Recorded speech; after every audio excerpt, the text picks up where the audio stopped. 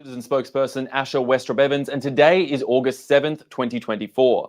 This is the daily briefing of the Israeli Citizen Spokesperson's Office, and we're live on Instagram, X, YouTube, and LinkedIn, and available afterwards wherever you get your podcasts.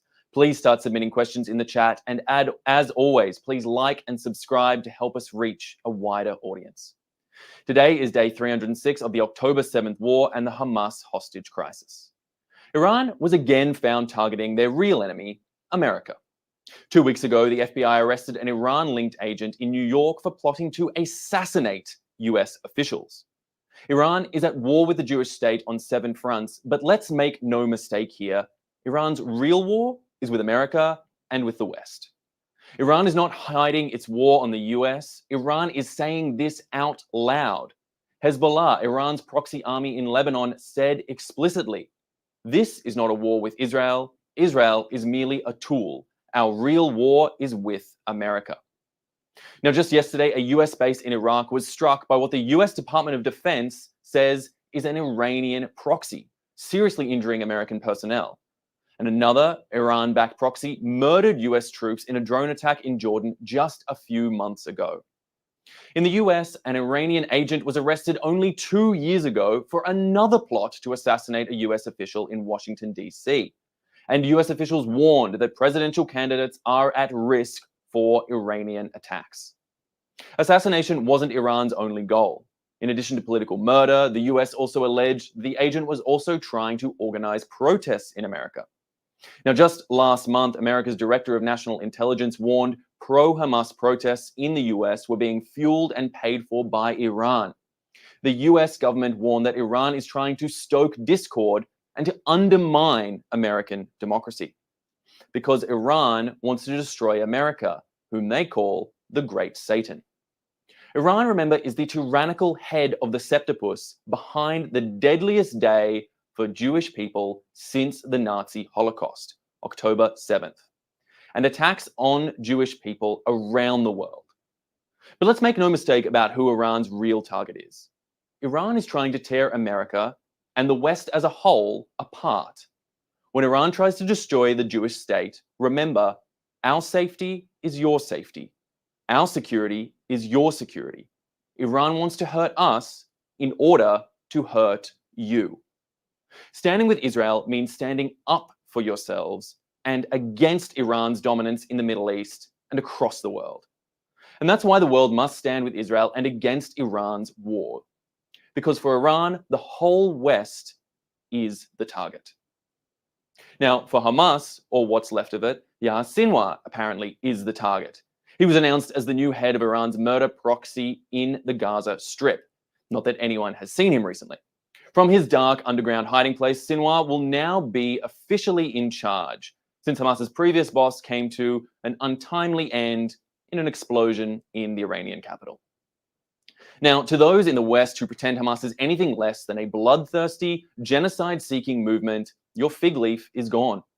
There was never a difference between Hamas's military branch, the rapists and murderers of thousands of innocents, and Hamas's political branch, the men in suits who ordered the rape and murder of thousands of innocents and signed the paychecks too, for good matter. No one claimed that Osama bin Laden was only the political leader of al-Qaeda because he didn't happen to be on the planes themselves. If your country engages with Sinwar, your country is supporting terror. All of Hamas commits murder. All of Hamas must be designated a terrorist group, and none of Hamas should get your money. It's really quite simple. Don't legitimize murder. Don't try to save the murderers. Instead, do embrace the 3D plan. Destroy Hamas, demilitarize Gaza, and de-radicalize Gazan society. Any other option means promoting Hamas's stated plan. October 7th massacres again and again and again. This war cannot end with the hostages in Gaza or Hamas in power. Now, Israel's soldiers continue to hunt down Sinwar and his henchmen. Hamas yesterday fired off rockets at people in Israel, and they managed to launch them because they were using aid warehouses as cover, surprising to absolutely no one. Hamas continues to abuse protected spaces and to endanger civilians in Gaza for whom humanitarian aid is meant in order to try to kill people in Israel. Given the chance, Hamas will always try to murder Israel's children from behind Gaza's children. Israel warned civilians in the northern Gaza Strip to evacuate to safety ahead of action and to go after the rocket launches. And Israel will continue to break Hamas and to remove its ability to harm people in Israel. Now, just a message for all watching, for all those who are asking what you can do to help, you'll find links to our JGive campaign across our social media. Those donations honestly help us to keep getting the word out about what's really happening here in Israel and across the region. And as I said at the top of this piece, please like and subscribe. It really makes such a difference to help getting the word out to all those across the world and to help combat the lies and misinformation that are being spread about Israel across the world. All right, now let's take some questions from our audience watching live on social media. Ed Barr on YouTube asks, can you comment on the CNN report claiming that Hamas is recruiting many more terrorists and becoming more extreme as a result of Israel's war? Okay. Well, I must say I take a little bit of umbrance and issue with the framing of that question. Hamas has always been extreme, and this is exactly what we spoke about here today. You know, the likes of Sinwar and others who have been in charge of Hamas for so long and who have been effectively orchestrating attacks such as October 7th on the ground really indicate the extremity of Hamas's approaches, the extremity of Hamas's tactics, and the extremity of Hamas in the region and across the Gaza Strip and certainly beyond, as we've seen. I mean, really, what more extreme can you get than the massacres, the murders, the rapes, the brutal attacks that we saw on October 7th? And the extremities they have. Only now, as we said earlier, has that fig leaf been removed and Sinwar firmly planted as the sole head of Hamas now, the head of the snake. And people can really see for the first time the true colors of Hamas. You know, people spoke about moderating language, about negotiations before, but ultimately we're talking about moderation and negotiation with a terrorist army, an army that has been armed with thousands of rockets, with deep infrastructure buried amongst civilian infrastructure throughout the Gaza Strip, and has utilized the civilian infrastructure around it as a protection mechanism to defend their own extreme, aggressive, assaulting actions against Israel and against any others who would attempt to oppose them. So really, Hamas and their enablers as a whole have been extreme this entire time. And it's not that they're becoming more extreme because of any actions of Israel. They have always been since their founding and continue to do so, as we can see with the appointment of Sinwar as the formal head. Ohad on Instagram asks, what is the state of the hostage negotiations?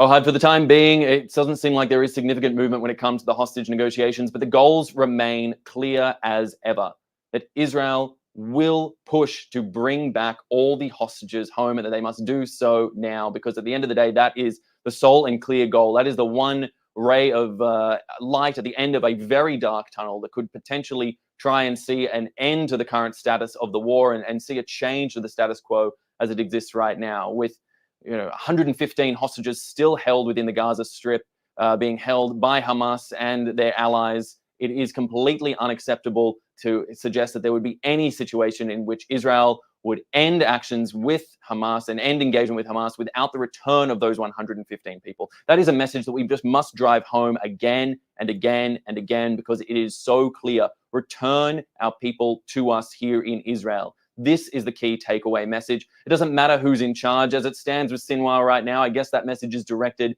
at him and his ilk. But at the end of the day, while he hides in his tunnels underground in Hamas, probably surrounded by hostages, that he's using as defensive shields, and if not, his own people and others in the Gaza Strip, innocent civilians who he's decided to protect himself with.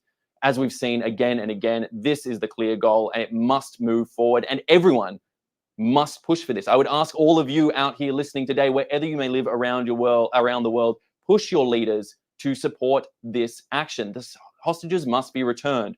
This is critical. There is no other way around it, and you must push for your leadership to fight for this action. Any dithering, any space, any idea that there will be a ceasefire without the return of the hostages is simply giving fuel to the fire of Hamas to continue fighting in a hopeless war that sees nothing but the death and suffering of more civilians on all sides. We do not want this. We want our hostages returned now. And that is the clear message I hope I can leave you here with today. Samy on YouTube asks, what is the PIJ and why don't we speak about them? Why only Hamas? Samy, thank you for Palestinian Islamic Jihad, another one of the militant groups, the Palestinian militant groups primarily operating within the Gaza Strip.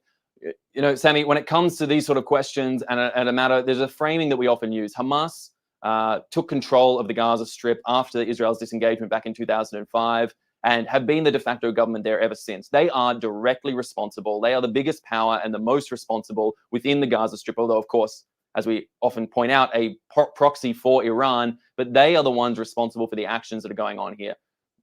PIJ, other smaller militant groups that may operate inside the Gaza Strip, of course, are important to understand in the tapestry and understand in negotiations. But at the end of the day, Hamas must be held accountable. They wish to be seen as some sort of governance structure. Well, if they hold the power, they hold the responsibility. And that is the key message that we take here. We focus on Hamas because we keep the message clear.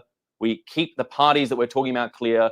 We speak to the likes of Yahya Sinwar and say to him directly, now you are in charge. You are responsible for returning our hostages to us and to help end this bloody and brutal war that nobody wants to see, that Israel did not start on October 7th, that Hamas and their ilk, working with the PIJ and others, did start on October 7th. Yes, all these factors are important, but at the end of the day, Hamas holds the power to end this by returning our hostages to us, and that is the clear and critical message. Call Me Kimmy on Instagram asks, do you believe this is a religious war? Kimmy, that's an interesting question, with a lot of subtext and conversation that we put into it. I would say that, in the wealth of thought and thinking and literature that exists out there, this framing of a religious war versus a war of civilizations versus others, there are a lot of ways in which people can frame it. But at the end of the day, I think the key point that we need to understand here is this is a war involving people, involving civilians, involving human beings, and that is what Israel is talking about. The 251 hostages that were taken on October 7th weren't taken because they were any particular religion. There were Bedouin Muslims, there were Thai workers that were taken there, or of course Jewish Israelis, among a slew of others that were taken there. They weren't taken because of their religion. They were taken because they chose to live in the nation of Israel, and that was their crime, according to Hamas on October 7th. That was the crime that they had committed.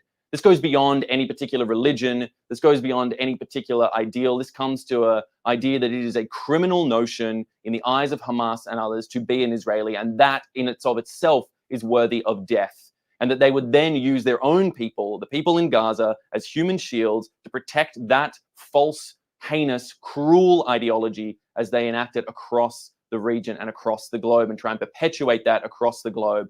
We simply don't talk about a particular religion here. When I speak about Israel and Israelis, I talk about everyone. I talk about Jews, Muslims, Christians, the Druze community, Circassians, so many others that make up the tapestry of Israeli culture. Whether you be religious or secular, you are an Israeli citizen living here in the country and nation of Israel that has existed for the past 76 years, that will continue to exist for into the future forever and continue. The fact of the matter is that this goes far beyond religion, and to frame it as such is to misunderstand the hateful ideology of Hamas, who are seeking ultimately genocidal goals of destroying Israel, destroying the Jewish people, and completely cleansing the area as they would have it of any notion of a state of Israel.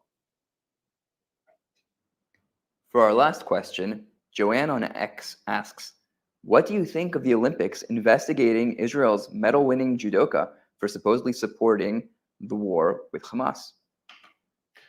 I think ultimately we should try and see the Olympics for what it should be. The Olympics was designed as an ideal to move us beyond the political, to move beyond the sort of petty squabblings that occur between nations, whether large scale, small scale, real or imagined. And the idea is that those in the Olympics should be able to freely participate wherever they may be from in the world. And certainly we've been so proud to watch our Olympic athletes from Israel perform so magnificently. We've seen athletes win gold. We've seen many medals won from Israel, and it is truly a fantastic story and one that we should applaud and laud. And frankly, if it were up to me, to move away somewhat from the world of politics so we can actually just enjoy the Olympics for what it is, an expression of unity, an expression of national pride, free from the sort of hang-ups, weights, and holdings that happen in everyday political squabbling in life. I wish that the Olympic ideal could always live up to that. And I wish that everyone in the Olympic movement, no matter what level or what place they come from, could simply have the chance to compete freely, to support those that they wish and that they love and care for, and to have a joyous and wonderful games. And I hope that that is the attitude that is perpetuated by all around. As I say, in any questions that come up regarding the Olympics, personally, my greatest internal debate is whether I choose to support Israeli or Australian athletes, sharing my dual identity as an Israeli-Australian, here in Israel. It's always a tough one for me, I will say. Fortunately, both countries seem to be doing wonderfully on the medal tally. So for me, it's simply a joy to be able to watch these games there in France. All right, well, that is all we have time for here for today's daily briefing. As we always say, make sure to continue watching us every weekday. We're here at 3 p.m. Israel time. That's 8 a.m. Eastern Standard Time. And please, as I've said earlier, but I'll say it again, like, subscribe, and share this briefing out with whomever you can in whatever format you can. It really makes such a difference, and we're really starting to see our movement catch on, our community grow. It's something that's so important to us and something we wish to continue doing. But in the meantime, I'll say I'm Asher Westropp-Evans. Thanks for watching. Thanks for watching. Drop a comment below. Don't forget to like, share, and hit subscribe to stay updated with our latest content. Until next time, stay informed and inspired. This is Dejobnik signing off.